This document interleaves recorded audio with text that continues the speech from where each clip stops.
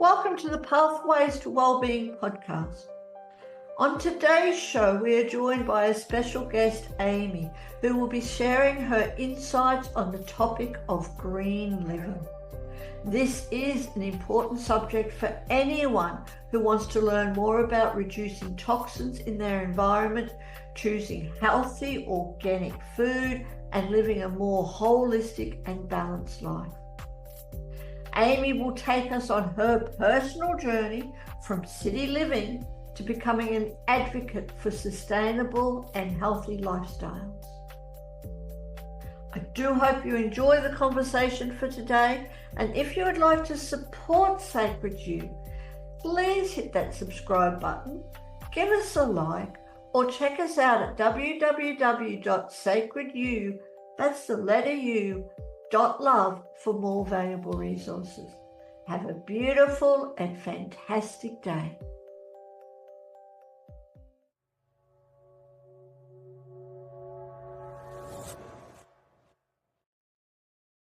Welcome to today's session of the Pathways to Wellbeing podcast. And with me, we have a very special guest on a really great topic. The beautiful Amy is joining us. Welcome, Amy. Thank you so much. Thank you, Sophia. I'm so happy to be here.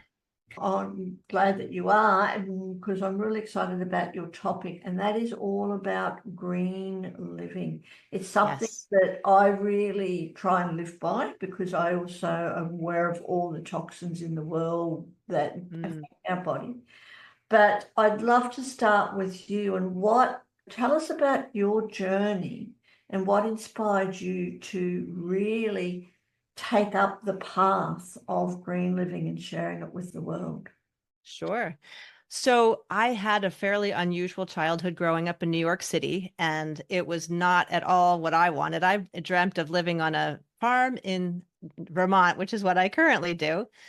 But I did have my mom, who was very focused on nutrition. She loved this nutritionist that was very popular in the 70s, Adele Davis. And my stepfather was a chef.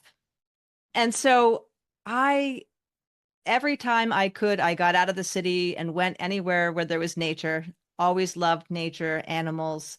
A turning point, one of the first turning points was when I was 16, I worked at a health food store right in Manhattan and learned all about organic food and vitamin supplements, herbs, all kinds of things. I learned a little bit about household products, but not as much as I would learn when I was pregnant with my daughter. So years later, I found this little paperback book called The Non-Toxic Baby. And in it, I discovered that there are all these toxic chemicals legally allowed in all sorts of household products, whether it's shampoos, cleaning products, building materials, carpets, you name it. Pretty much anything we bring into our home has the potential to have toxic synthetic chemicals. And that's on top of what's in the food. And I was really outraged. I thought, how is this possible? And why doesn't anybody know about this? Why aren't we talking about this? And this was 30 years ago, actually 31 years ago. And so I made it my kind of passion research project to learn all about this topic. And it turned into starting some environmental organizations when I lived in Massachusetts. So I went from New York City to Massachusetts, which were my interim years, and created a big Earth Day celebration to share the news with folks. I felt like somewhere in me, I knew that I was meant to share this message, and that I felt like whenever I learned something new, I really love to share it with other people if it can help them. And especially when I was pregnant, I thought, how many other pregnant mothers are trying to do everything right, eating the right foods, getting rest, exercise, etc., not realizing that the shampoo that they're using is putting toxic chemicals into their scalp, they're breathing the usually perfumes that are scenting them, cleaning products, all of that. And so it felt particularly powerful as a pregnant mom back then to switch everything out. I'm a go big or go home type of gal where, some people like step-by-step change, and that's totally fine. For me, when I learned something, I thought, out with all this junk. And I didn't have a lot, but I decided I was going to change everything immediately. And so that's where things started. It really evolved into moving into Vermont. I got a job working for Seventh Generation, actually, leading a new nonprofit that was called the Household Toxins Institute. That was an experience that was really powerful. And then getting invited to edit the Green Living for Dummies book. I was the technical editor on that, and that was really cool. And it just felt like it just kept leading to one thing to the next. And the next thing I knew, I got a call from Oprah's producer. She was actually going to come visit me in my previous home in Vermont and talk to me about this green living lifestyle. Because for me, it's about food, it's about household products, and it's about holistic lifestyle strategies, whether that's medicinal herbs, Ayurveda, or something cutting edge like the new LifeWave phototherapy patches. Wow. Unfortunately, Oprah did not actually end up coming, but it was exciting to get the call and think about the possibilities. You never know, and you never know what can happen in the future too. Exactly. I'm thinking Joe Rogan would be a cool show to be on. Or that Diary of a CEO, Stephen. I really like his podcast also. Again, you put it out to the universe, and I'm sure the universe is going to bring you some amazing opportunities. And thank you Oh, for sharing that. You have yes. done an incredible amount. You can see how passionate you are, and you've done incredible Yes. work in your journey. And your book, or the Dummies Guide to Green Oh, Living, the Green Living for. Dummies, I didn't even know about it. Oh, is that right? Yeah, I know you get all the dummies things, but I didn't even realize there was one Oh, for. wow. Yeah. Yeah. It's a pretty good one, actually. I think it was pretty comprehensive. Good, wonderful. So Yeah. tell us, Amy, I mean, there's so much that we can go down, so many paths. You've Yes. got green living, like food and stuff in the household and everything Yes. else. So let's just start with food, because to Okay. me, food is the foundation. What we Totally. put in our body really affects us. So how important is it to avoid chemicals, and what can really people do Yes. if they want to stop avoiding chemicals? Chemicals are everywhere. So how can we That's true. That is so true. And I think one of the things that I like to distinguish for people is that we don't have control necessarily over what's happening outside of our home, but we do have 100% control around what we bring into our home. And food, I do agree with you, is absolutely the foundation. And in the last 15 years living on this organic farm with my partner, Dave, I've learned even more about how to grow really good food. I was always dabbling with gardening, but food, I feel like what they say, if your food, thy food is thy medicine. It's one of the things that we need to give our body the cleanest, healthiest, most nutrient dense food that we can, because our bodies are designed to heal. But if we don't give ourselves the right ingredients, then we're going to have all kinds of issues. And what's really scary is to see how overly processed and essentially dead the food system is. We have things like Impossible Burgers coming out, and all these genetically modified seeds are being grown into almost everything that we eat. Anything that has corn or soy, all of those are mostly genetically modified. And now it was bad enough that they created these seeds that wouldn't be killed off by Monsanto slash Bayer's. What's the glyphosate called? A Roundup. So Roundup Ready meant that those plants wouldn't die, but everything else around them would. What's even worse now is that they're spraying this glyphosate right before they harvest to help dry these plants out to make them easier to get the grains out of. And so that's just adding an extra dose of this stuff that has been proven to cause cancer. That's just one little slice of what's happening. What people can do, I think one of the key things that I always encourage people to do is there's a list called the Dirty Dozen and the Clean 15 that was put out by Environmental Working Group. And I actually created a little thing that you can take with you to the store in the free ebook that I have to offer for folks. And it tells you which ones are really important to eat as certified organic versus the ones like avocados that have thick skins, although avocados have other issues now around what's happening with them being grown in different countries and issues that's created. But there are different vegetables that are safer to eat as conventional if you don't have the budget to afford everything organic. In an ideal world, it would be awesome to eat all certified organic and even to grow it yourself. or get it from a local farm or farm stand. That's probably the first step I would encourage folks to do. Absolutely, and if you certainly can, I would recommend it too.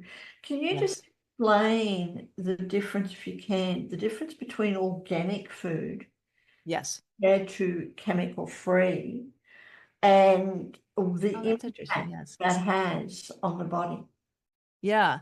So chemical free is an interesting term. It's like when I used to go to the farmers market and the farms would say, oh, we go grow according to organic standards, but they're not actually certified.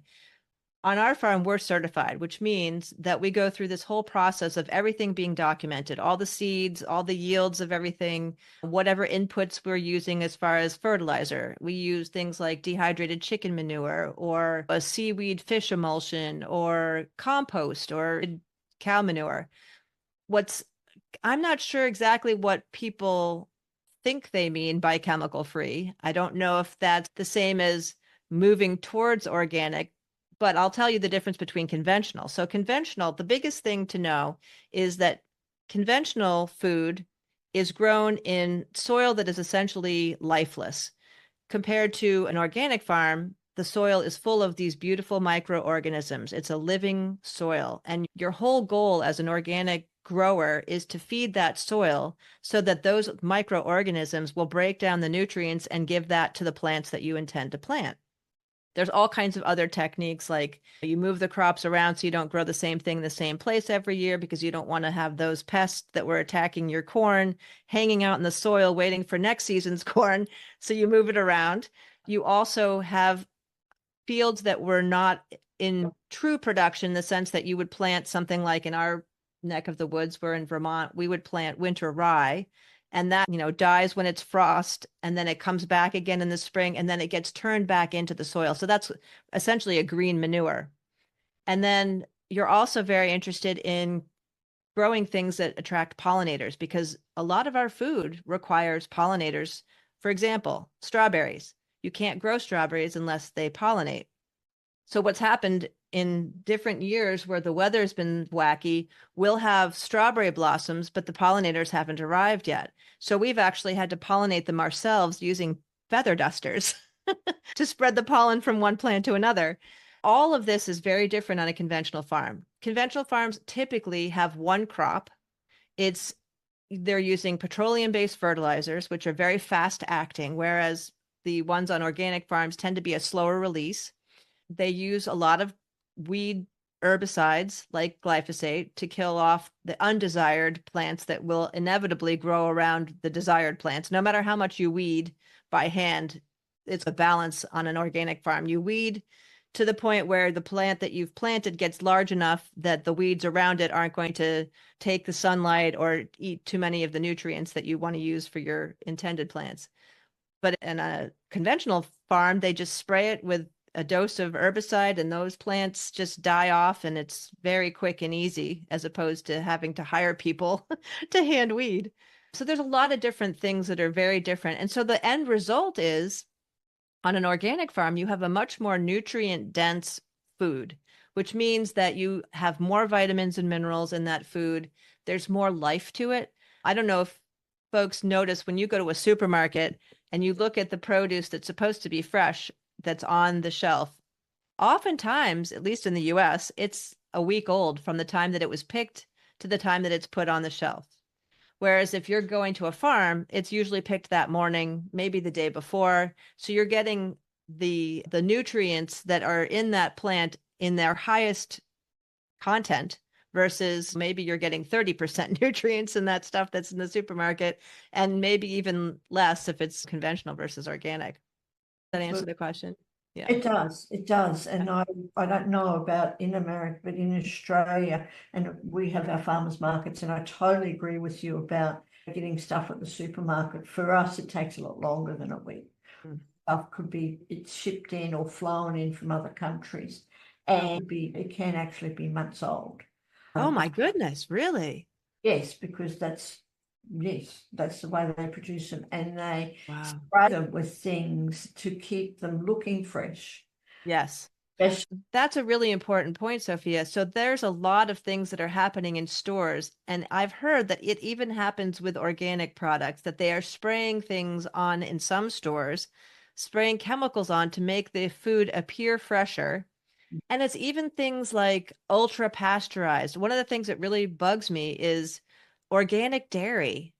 Most of the products that are mainstream that are not like local Vermont organic farms do this ultra pasteurization process, which kills all of the bacteria, including the good ones.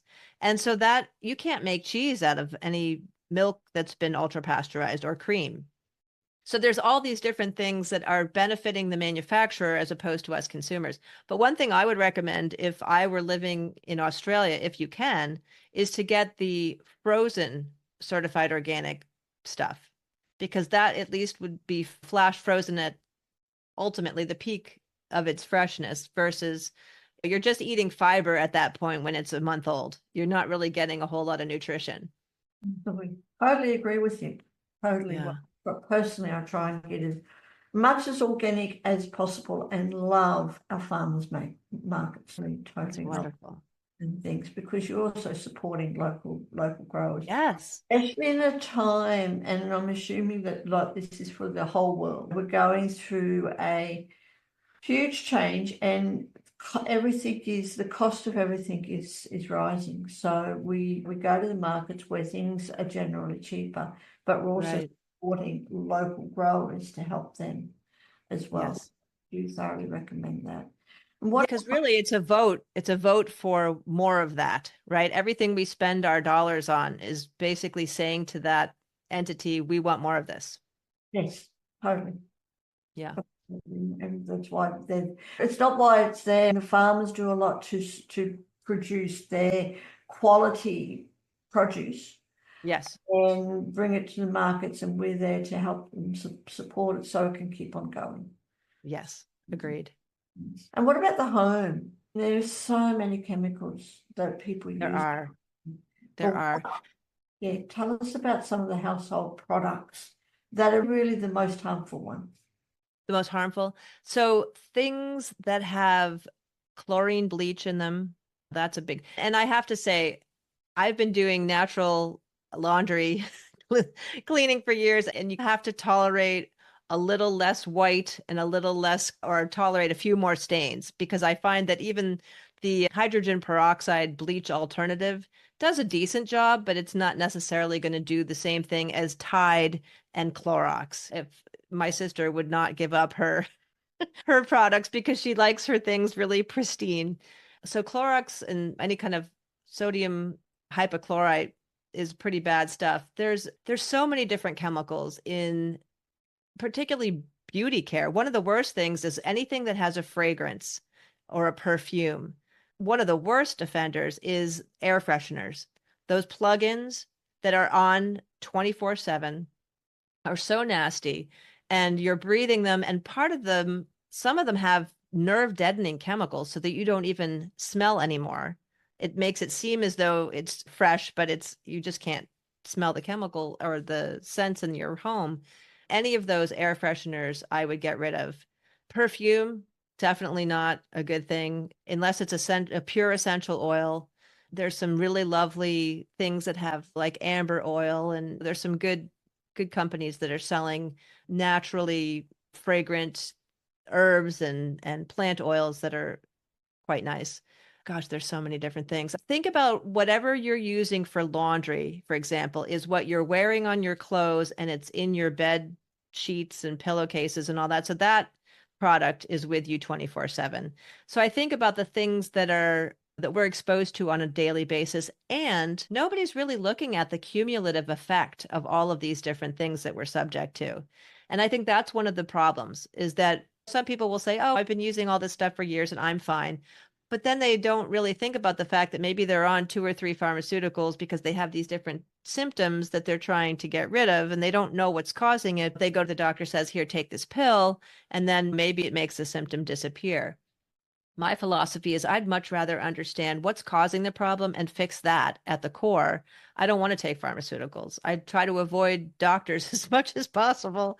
So if I can take medicinal herbs or eat really good food or all the myriad things that I do to stay healthy, that to me is worth the expense because then I'm avoiding trouble down the road. Absolutely, and I also agree with you that I live as healthy lifestyle as possible and haven't been sick for a long, long time. That's wonderful. And that's really the proof is in the pudding, right? If you're not sick, and even though there's things going around and other people are sick, we all were taught that, oh, if somebody's sick around you, you're definitely going to get sick. That is not true. If your immune system is strong, you can deal with whatever you're being exposed to most of the time if your body is in good condition, if you're eating well, if you're sleeping well, if you're getting exercise, you're eliminating as many toxic chemicals as possible, your body is designed to heal. And so you're going to be exposed to something, but you're not going to catch it. And that is true because, Yeah. and for me personally, like I, even during COVID, never caught COVID, Oh, wow. anything, and That's haven't awesome. had a flu or a cold for a long time because Yeah, one me either. I make sure is that I eat as healthy as possible because I Yeah. would totally agree with you, Amy. It's like our medicine rather than Yes, getting sick and putting so many chemicals in our body to try and overcome the sickness. It's like exactly. put that good medicine in first, and then you don't have to worry about the effects of getting sick. So for me, if I can just say every time I go to the markets, and it's well known now, one of the organic places that I shop from has what they call as an immunity booster. And Ah, fresh, cold pressed in organic juice from various different products, turmeric lovely. juice and Oh, all. yeah, And I have that, and I haven't been sick. I go through all our winters and everything, and I don't get sick. And I'm that's so, wonderful. That's really good. And one thing I want to stress too is I think people assume because I've been a green living expert for 30 years that I do everything perfectly, and I don't. I still eat donuts occasionally or things that I know are not particularly good for me, but I feel like the majority of what I'm eating and exposed to is so clean and healthy that I can tolerate exposure to conventional things in small amounts. Or I can go to somebody's house, although I do find it really annoying if I go into a bathroom and there's a plug in, I feel like pulling it out of the wall, but it's not about perfection, it's about progress, right? You can make steps one at a time and start with the things that are the most toxic. And I think food is probably the best place to start.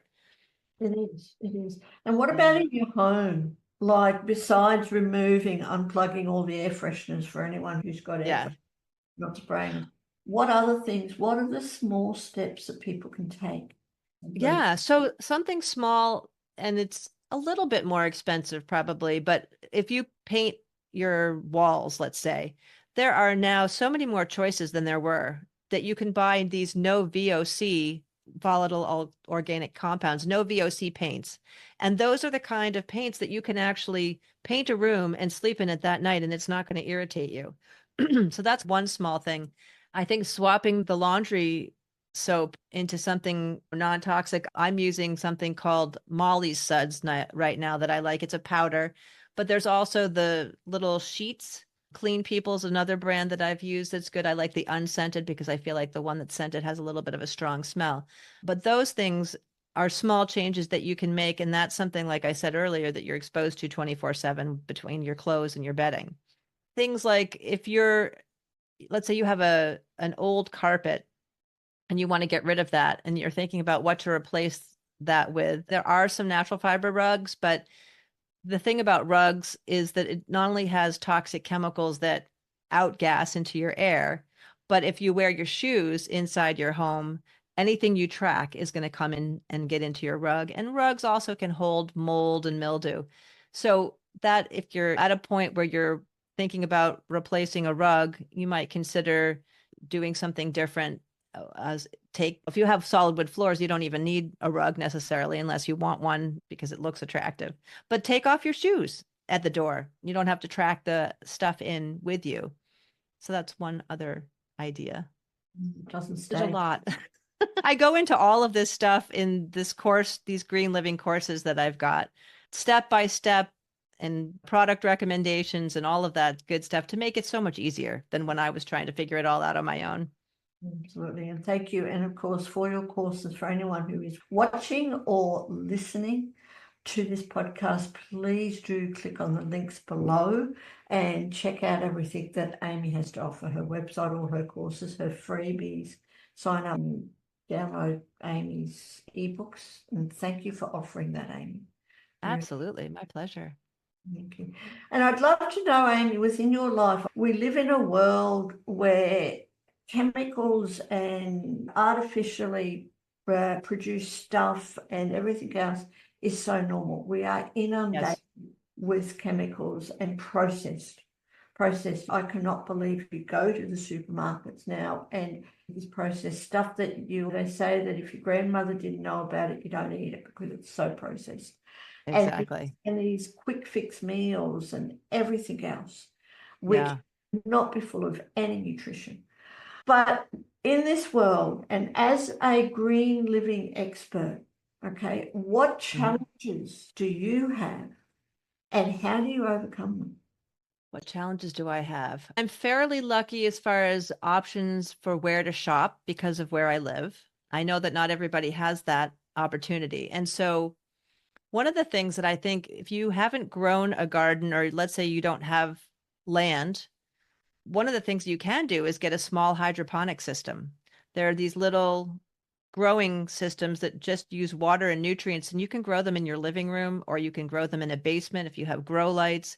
Then you can have fresh stuff. You can make your own salad right out of it. You can have lettuce and cucumbers and tomatoes growing in these cool little systems. I have one that's made by Juice Plus, but there's other systems out there. So that's one way of taking a little bit of the control back as far as what you're doing and how you can eat. I think one thing I struggle with is the whole question of meat. I have been a vegetarian. I did not do particularly well as a vegetarian. I didn't have the energy and the stamina. I'm a pretty active person. And so I still struggle a little bit with the fact that even though I'm eating grass-fed, grass-finished beef that have had a wonderful life, I still struggle with the fact that I'm taking a life. But then I also feel guilty when I pick a plant. If I take a pea off the vine, I realize that has a life force and a consciousness. So I struggle with that whole topic. So that's one thing. And then I think over the years, I've struggled with just not having the budget to be able to do everything that I wanted to do non-toxic. So it took me some years before I bought a really good mattress that had organic rubber and organic cotton. And I moved along as the more I became aware and then the more income I had available to make the changes going forward. So I think that's probably a good way to look at it. You don't have to do everything at once unless you can. And if you can, that's great. But if you're like an average person that needs to plan ahead, then do things in increments. Yes, and that is the best way to do it, especially depending on the finances. Yeah, Little things, doing little things is better than doing exactly. it all. So even if it's just one change for people who are out there, and I Yeah. believe that once we start doing that, then the universe provides more opportunities that we can create more changes.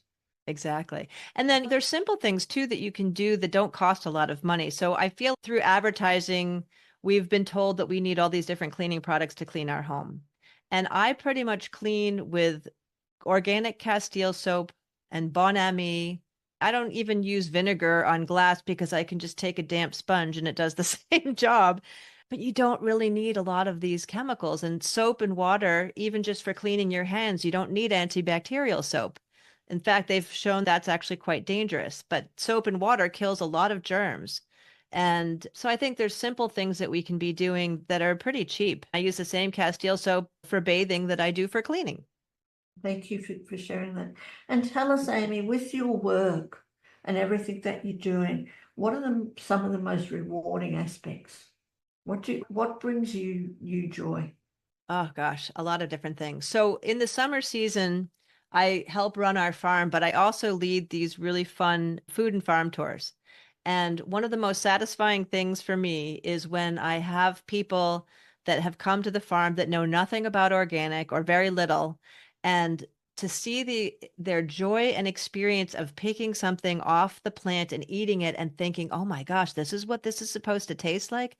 I had a French family come. The children didn't even speak any English. There were three children and the two parents, and the kids didn't like vegetables, or so they thought, until they tried the vegetables on our farm. And now, or I was told by the parents after the fact, that if they tell the kids that these vegetables that they're being fed at home are just like Dave and Amy's, they eat them up. So that kind of thing. And just to see people say, "Oh, I'm going to start a garden now," or "I'm going to buy more organic food," or any sort of movement forward into awareness and then turning that into action gives me incredible joy. And actually, even just on a personal level. So when I met Dave, even though he's an organic farmer, he wasn't really eating a lot of his own food. And he was not eating particularly well because he's running around. It's a pretty demanding job. And he didn't know a whole lot about household products. So he was using typical stuff. And he would always get some kind of bronchitis every winter, or as soon as he stopped farming, basically, and started to relax a little bit, he would start to get sick. But that stopped after probably the second year of us being together, because I have this green household and we eat really good food and we use medicinal herbs and medicinal mushrooms and all kinds of stuff when needed. So that was particularly satisfying to see that change, that he no longer gets sick. Wonderful to hear. Really, Yeah. yeah. And like I said, I hear you. It's so easy. I really it's for me, it's really like ironic that we live in such a world with so many chemicals and all the medicines that's available, but people are getting sicker, Oh, right? yes, And especially in our country. they're just bringing out more and more drugs to overcome the Yes, sickness that comes from all the other drugs. exactly. And it's just, It's like a whack-a-mole game. Do you know that game? it's, Whack-a-mole? Yeah. I feel like that's at least, I don't know what your country's healthcare system is like, or your food system, but I'm imagining it sounds like it's a little bit similar. But in our country, it makes sense that people are eating very poor food that doesn't have nutrition but has a lot of chemicals, very processed. They're fairly unhealthy. A lot of people are overweight. That makes them more vulnerable to whatever's going around. And then to treat it with all these different chemicals, as opposed to, like we talked about earlier, trying to figure out what's going on that's causing the problem and fix that. And I feel like people become like hamsters on a hamster wheel. They're just constantly taking the next pharmaceutical, and then that has side effects. So they've got to take something else to figure out how to get rid of those side effects. And it just, oh, not a good situation. no, it's not. And I thoroughly agree with that. So thank you very much. And Amy, before we finish up, is there anything else that you would like to share about the benefits of green living? I do think that for me, I feel so much better being in a place where everything is designed for me to heal. I know my body is designed to heal. My home is a respite from the world where I can totally relax and I'm not bombarded by chemicals. And especially where I live, I have the beauty of nature to look at around me. So it feels very peaceful. It feels very balanced. And I love the fact that I don't get sick, knock on wood, that I have that trust that I can figure out what's going on. If I start to have some kind of a pain or something, I can figure out what's causing that and address it and do something natural to help manage it. And that's the ultimate thing, being even in today's world where we've become human doings instead of human beings. And Oh, yeah. when I say it in a general way, this is a generalization. A lot of us are overrun by technology and we're under pressure or overwhelmed with everything Yes. that we have to do. I Yes. personally believe, and this is why I want to honor you, that by taking the time to experience or practice green living, even if it's just feeding the body fresh, organic food that is full of Yes. health and wellness and vitality, Yes. then we're going to save so much more time because we don't get sick. Yes, agreed. And I think you mentioned something earlier too, or we talked about the fact that by making those choices, you're supporting the things that are healthy, as opposed to supporting fast food restaurants or pharmaceutical companies or all the different chemicals that are bombarding everybody's home. If we shift our focus and our dollars to those better things, then we'll have more of that. Yes, totally. And one other thing before we go, I was going to Yes. wrap up, but because what we didn't even get into is, all the herbs and the plants that nature gives us to help Yes. us be well. So when Yes. people do get sick, right, rather than going and getting drugs from the pharmaceutical Yes. company, do you have any, and I know you can't prescribe stuff for all illnesses, but Right. what's your go-to herb or natural growing from Hmm. what's your go-to nature medicine?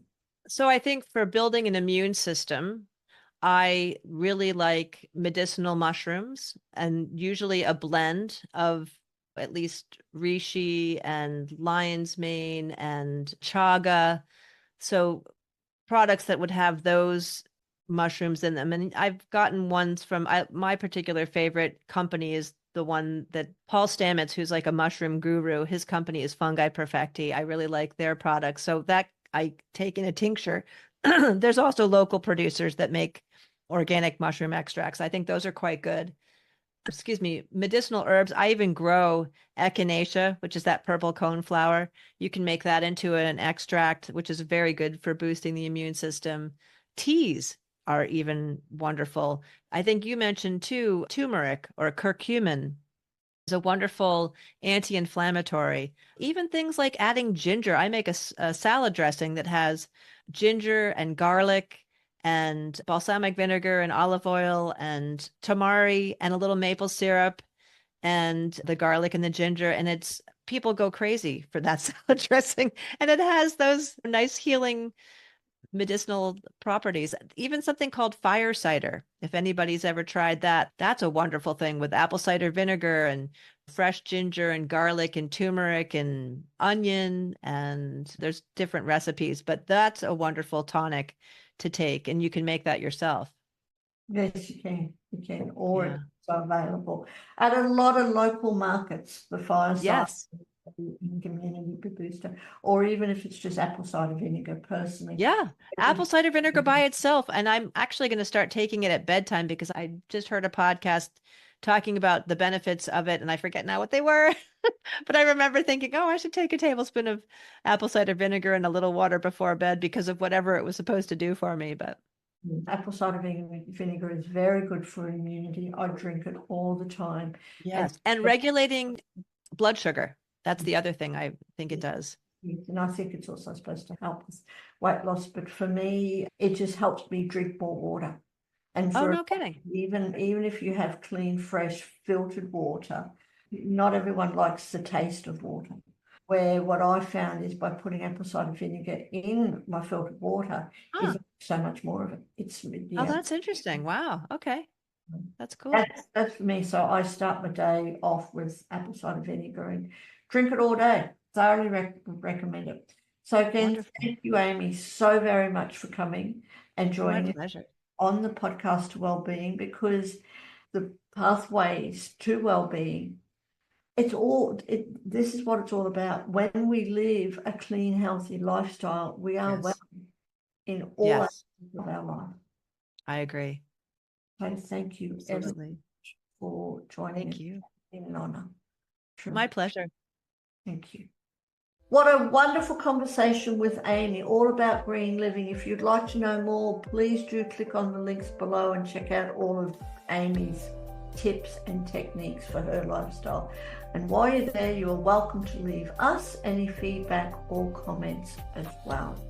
And do us a favor, if you've liked today's conversation, please hit that subscribe and like button, or check us out at w.sacredu, that's the letter U, .love for more valuable resources. Have a beautiful day, and we'll see you next time.